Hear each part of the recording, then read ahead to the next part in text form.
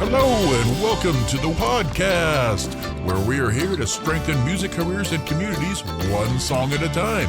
And now here's your host, Jacob Wing. Yay! Hey everybody, I am here with Mr. Siler Head.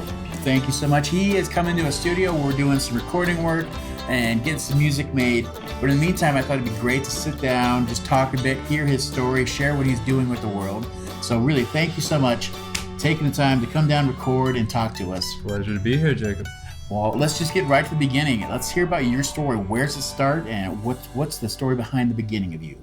My story starts in Florence, Alabama, actually. Florence right now. It's cool that we're in Florence, Montana. And Florence, Alabama, it's part of the Shoals, the historic Muscle Shoals Sound. Oh my God, yes. One of my favorite documentaries of all time. Yeah, so I grew up very much in that environment and in a household where music was always being blasted out of speakers. And very cool. Good music too. So were your parents musical at all? Just like music? Do they play any instruments or sing? They don't play any instruments. They're both big music people. Both of them have a brother that is a good guitar player. So I grew up with guitar playing uncles. Didn't spend much time with them, but I knew they were there. Right. That's literally just describing me. I'm an uncle, and that's it. Yeah. Guitar playing uncle. Okay, so I understand that frame of reference. Fantastic. Yeah. When did you find music in your life? When did you I want to take this on further and learn guitar? And when did that happen to you? I grew up loving music as a kid. I didn't start playing until I was 12-ish years old. I can remember being a small child in our minivan and having the white Full Moon Fever cassette from Tom Petty. And cool. That's a good album. Very good album. And, probably my first real album that I latched onto. And then my dad was really into making playlists and burning CDs back in the day. He was kind of like a DJ in that way. He would make CDs for parties and stuff that he went to and take them. And so I really got into that, making my own CDs and playlists and that kind of thing. And I think most of my first CDs were just copies of his. That's really cool. It was stuff I know that there's one I remember it's called Siler's Mix, but it was probably Dad's Mix. Right. And it was Hey Joe was on there, Iron Man by Black Sabbath, Stranglehold by Ted Nugent, Under My Thumb by the Rolling Stones. So just really eclectic, classic rock. That is the definition of good parenting, if you ask me. Yeah. And I also remember him getting this. It's kind of like a CD jukebox, It was a 200 CD holder, and then he had all the CDs in this thing alphabetized, and just having that there was just really cool. So there's always music in the house. And then when I was about 12, I think my uncle gave me his first guitar, which was a yellow Telecaster, and so I had that for a while. Took some lessons, and it honestly didn't really stick, and I didn't really pick it up again until I was about 15. And at that point, I'd gotten really into the Red Hot Chili Peppers. Okay. And that was the first CD I ever bought for myself, was By the Way by the Chili Peppers. And that really just made me, John Frusciante's playing made me want to pick up the guitar. That's funny. I can definitely hear that in your playing. Yeah, it's there, even though my style has evolved a lot now. Oh yeah, it's your own, but it's... Frusciante is he was such a huge influence on me, and that music was such a big influence on me. That's awesome. Yeah. Well, let's take a step back from there then. We got up to 15. We know where a bit of your influence is. How about you started in Florence, Alabama. What is the journey from there in life? Where do you go from there? That is a story, Jacob. That's why I asked you. Yeah, that's a big one. I was in Alabama until I was about 23. So I went to school in Alabama, finished college there. I actually did an audio engineering program. I did not know that. Yeah, at the University of North Alabama. So I really was... pretty set on being in the music industry in some aspect at that point in my life. I got in my first band when I was 17 going on 18, like just graduated high school. Okay. Where'd you graduate at? From Florence, Alabama. Okay, good. Yeah, and like at that point I was just playing in my bedroom for hours every night, like learning all the Chili Peppers songs. I remember this dude in my school, he was kind of like the big musician guy in our school.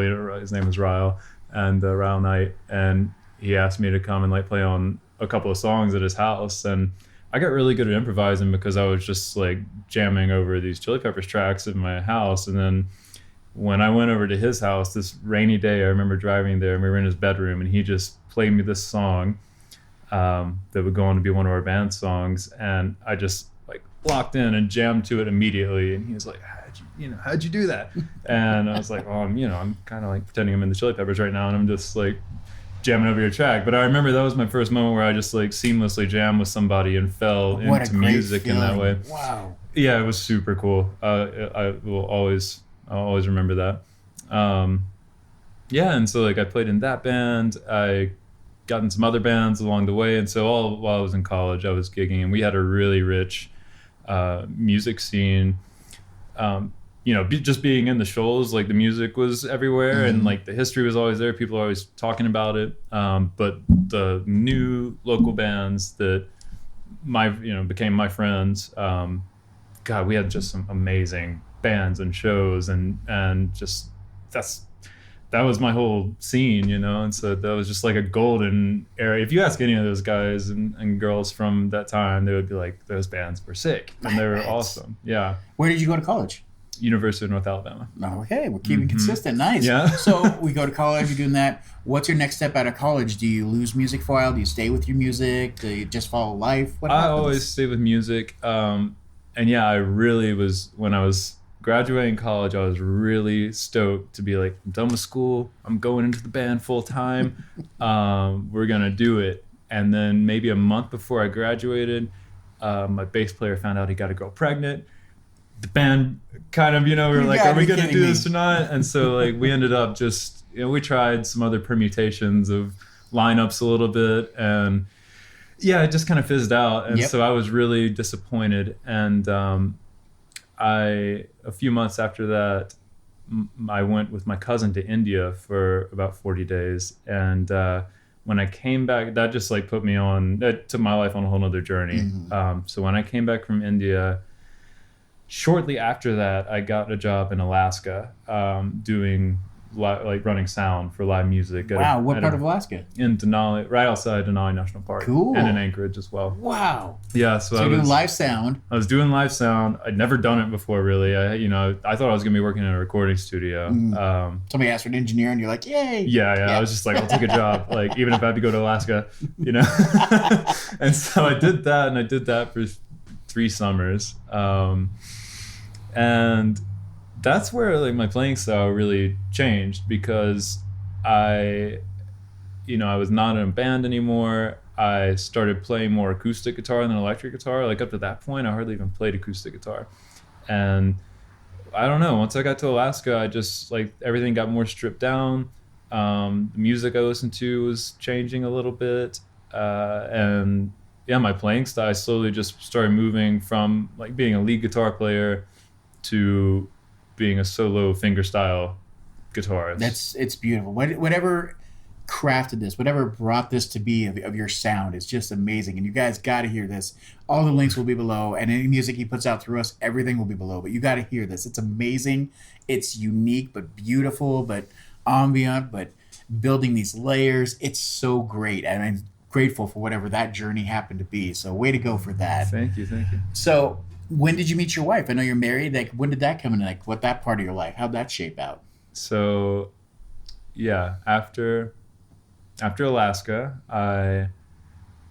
I'd been practicing yoga like for since I was like 20ish, and decided to go do a yoga training. I went to Bali and did a yoga teacher training, and came back, started teaching yoga, and got deeper into yoga, deeper into breath work, and then on the heels of doing a breathwork training, I went with my cousin to Sri Lanka. And this was in January of 2020.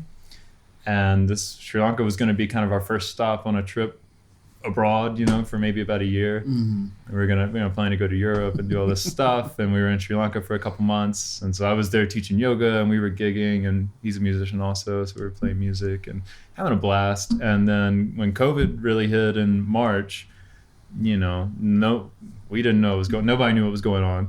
We just decided to stay put. So I stayed in Sri Lanka. I ended up being there for about a year and a half, and I met Anya, my wife, along the way there. Wow. And about 10 months into that, yeah. And so, yeah, had just like a really special time in Sri Lanka. Anya's from Russia. I went to Russia with her after Sri Lanka for a few months, and then we went to Mexico while she was getting her U.S. visa sorted out. Been around. That's so cool. Been around, yeah. And I was like teaching yoga to support myself around the world, really, and playing music when I could, and playing music for myself the whole time, gigging when I could. Of course. Yeah, I always had a guitar with me. Bought a guitar like in St. Petersburg in Russia, bought a guitar in Oaxaca, Mexico, just like picking up these guitars from all around the world. And then while I was in Oaxaca, in Mexico, that's when I got my job offer to come to Montana. So that's when I transitioned up here. And I remember, that's amazing. And I believe I was just listening, you were telling me the story about you did some vocal work with a special teacher. When did that happen? Oh, yeah. So while I was in Oaxaca, Anya had met this girl who had taken vocal lessons from this Mexican gentleman named Abel, who was I think it's Abel Cortez Hernandez is his name. That's a great name. Great name. And he was a pretty well-known Mexican opera singer in the 50s and 60s and 70s, and then he began to teach later in life, and so he was close to 90 when we were taking lessons with him. But we on this girl's recommendation, we went just to check him out. This guy didn't speak any English at all, which was great for my Spanish practice. And dude, it was just like this weird little like classroom, like just a little corridor that you went in off the street, and with the piano in it, and he would just run scales with me and do vocal exercises with me, and we got to be really cool. I really looked forward to going and seeing him, and he added a whole step to my vocal range within like a month and a half. And yeah, it was a really funny and fun experience. And he has frogs all over his space. That's his thing, because his phrase is, let me see if I can remember it in Spanish. It's si la rana puede cantar, ¿por qué tú no? So if a frog can sing, why can't you?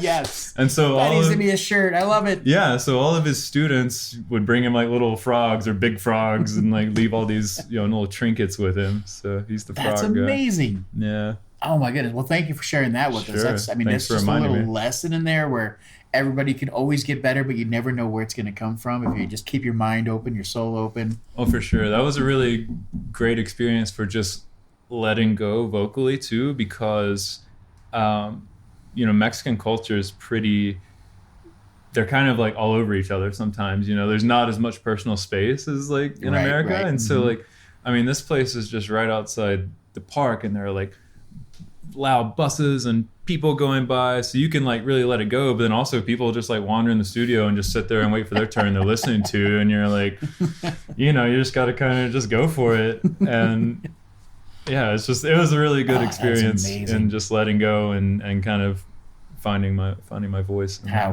cool. Thank you for sharing that. Yeah. So what, in all these worldly travels, all these things you're doing, these amazing adventures you're doing, how do you wind up in Montana?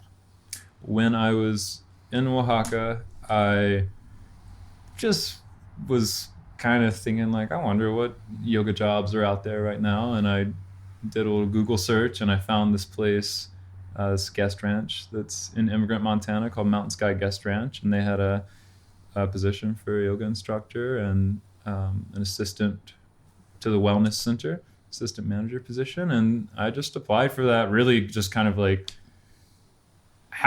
not half-heartedly, but like no expectation. Right, I was just like, I'm happy, I'm cool here, but like I'll just see what happens, whatever. And and then I heard back, and a few months later I was on my way to Montana, and my wife at the time, she didn't have her papers yet, she couldn't come, so we had a period where she was still in in Mexico.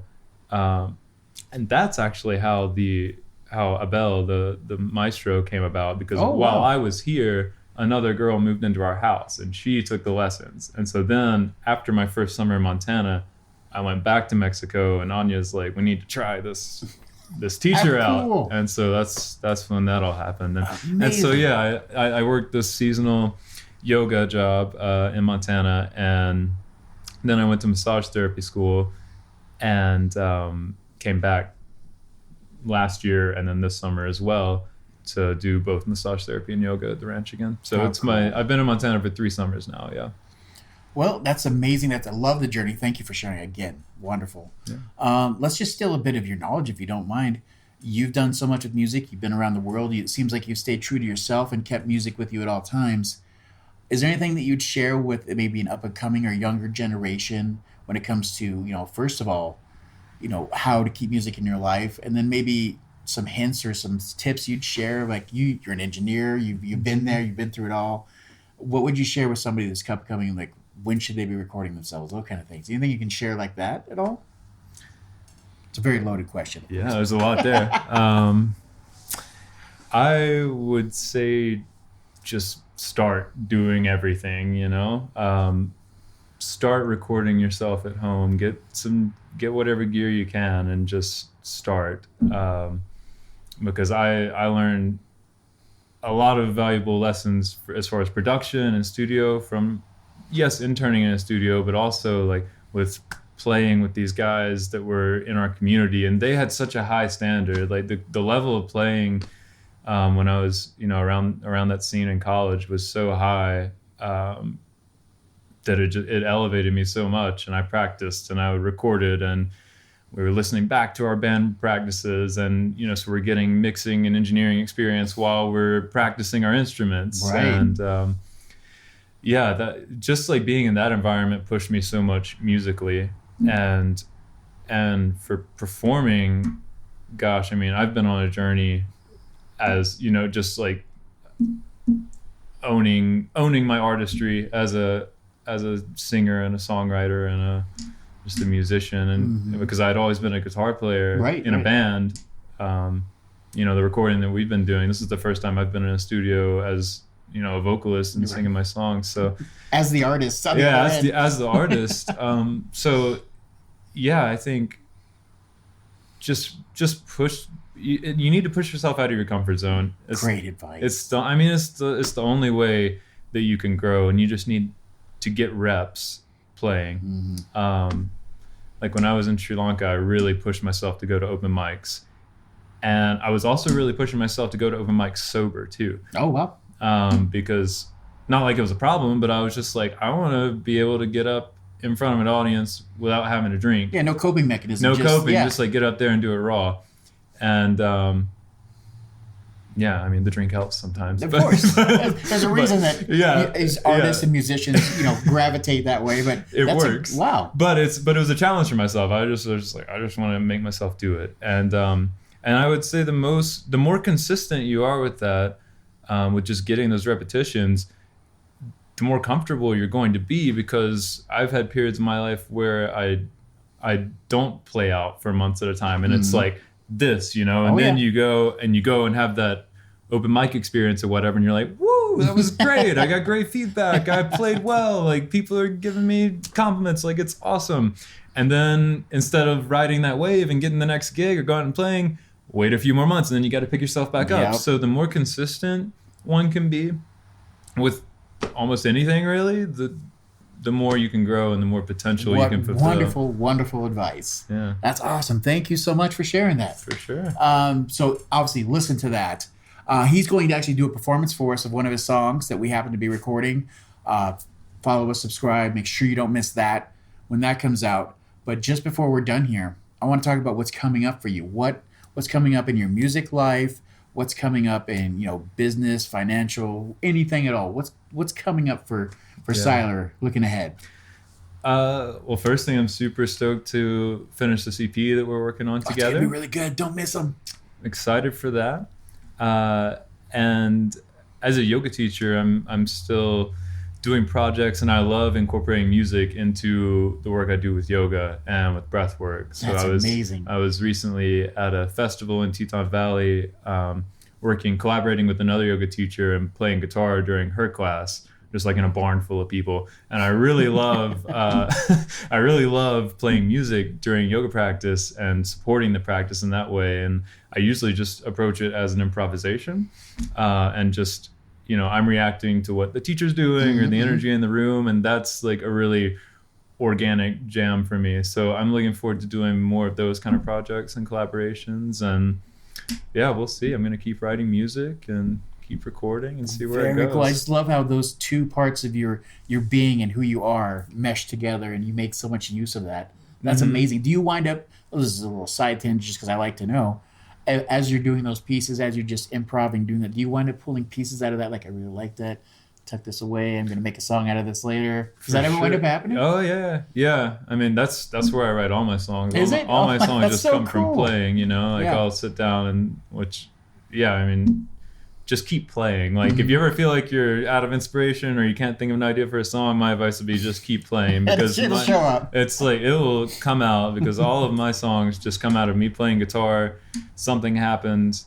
Like, almost always it's the music before the words for me. And then I'll have a little cool bar, or like this could be a verse or a chorus, and then I build around that, and then I try to write to that later. And then also with the words, like, normally when I try, it doesn't happen. It's usually when I'm like in the bathtub or something, where I'm like, that's a good line, you know? So yeah, be consistent, keep playing, but don't try too hard. Awesome. Well, we will have all his links below, like we said. Check out everything, see what he's doing. If you need a yoga class or some instruction, this is the guy you want to look up. And of course, we'll be promoting any music coming his way, anything he's doing, we'll have it out there. Don't miss his performance with us. Again, Siler Head, thank you so much for your time. Wonderful to get to learn from you and hear your story. Thank you. Absolutely. It's a pleasure. All right, we'll see you guys on that next one. Bye.